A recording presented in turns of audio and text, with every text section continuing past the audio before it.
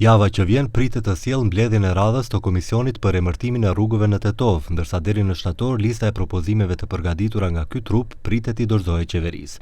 Kryetari i komisionit, njëherësh edhe zëvendës kryetari i komunës së Tetovës, Albi Qamili, sqaron se në mbledhjen e radhës të komisionit do të kalohen edhe emra të tjerë që të njëjtit deri në shtator të kalojnë në Këshill dhe të dorëzohen në qeveri. Dhe besojmë që brenda shtatorit, gjithsesi në seancën e shtatorit të Këshillit Komunal, ne ta kemi listën përfundimtare të emrave që ta vërtetojmë së pari me votimin në Këshill dhe pastaj ta nisim në qeveri për miratim dhe përgjigje. Nga ana tjetër, Bashkimi Demokratik për Integrim shpreh pakënaqësi për procesin.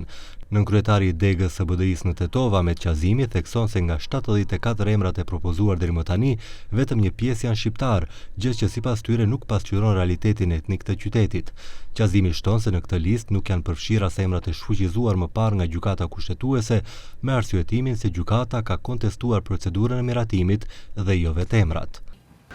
27% prej tyre janë emra shqiptar, 24% janë emra Maqedonas dhe 29% janë emra ndërkombëtar apo universal. Po ashtu vlen të theksohet nga mbledhja e parë e komisionit propozimet të cilët u dhanë nga ana e antarit tonë të komisionit nuk u pranuan.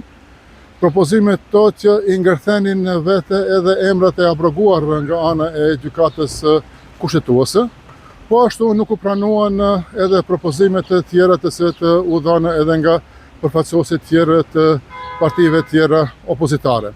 Kujtojmë se 14 emra rrugësh në Tetov u abrogua nga gjykata kushtetuese për shkak të mosrespektimit të procedurave ligjore. Prej 3 vitesh, Komuna e Tetovës ka ngritur komision për emërtimin e rrugëve, i cili në përbërjen e re të Këshillit Komunal deri më tani ka zhvilluar 2 mbledhje.